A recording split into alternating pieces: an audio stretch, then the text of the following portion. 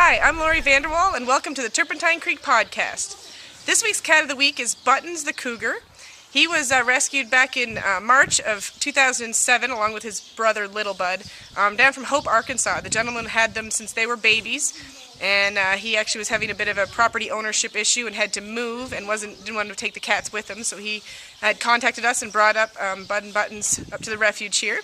They came in really good health. Buttons was actually named because he has missing his tail, so he's got a little button tail. When the cubs were born, the man had rescued an adult female previous, and she was pregnant and had these two cubs there. When she was born, the mom actually caused some damage to the cub's tail, so he had it amputated, and that's how he got his name Buttons. But they are doing really well. You can see them cuddling together on the bench. They are always pretty much hanging out together, two brothers. And you can come out and visit Bud and Buttons anytime between 9 and 5. We're open all year round, and actually weather's been pretty good, so it's a great time to come see the animals. This is Goober.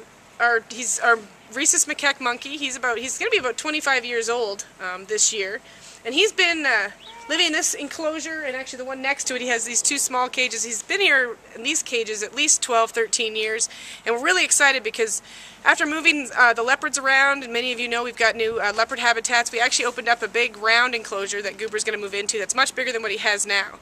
And now we're going to go over there and see where his new enclosure is. Alright, this is the new enclosure that Goober's going to move into. You'll see this enclosure is quite a bit bigger. It's probably 3 to 4 times bigger than the enclosure he used to live in, both in just square footage of the floor, but also in height. And we're going to be building platforms and lots of areas up real tall for him as well, so he'll be able to access the entire enclosure from top all the way to bottom. And it's really important for primates to have lots of environmental enrichment in their enclosures so they can keep their minds and their bodies active. Because he does need to stay warm when in the cooler weather as well. We've got a small doghouse that we've built that we've bought that's insulated. It has a heating pad on the floor, and it'll also have a heat bulb as well to keep him nice and toasty warm in there through the winter. And he'll also have his lower den area that we're going to put some enrichment and stuff in there as well. So he'll have lots of places that he can hang out. And we're really excited. It'll take a little bit of time to get this built through the winter. The days are much shorter, and sometimes the bad weather makes it a little more difficult for us to be able to keep working on it really quickly. But we're hoping by the next month or two we'll have it finished. And we're also rebuilding the people rail. Goober likes to reach out of his enclosure, and so people can't reach over and they can't touch each other and hurt anybody. We're building this people rail a little bit bigger around his enclosure. But just keep an eye out for the podcast, because we'll do another one when he is about to be released into his new cage, and we're all really excited about it.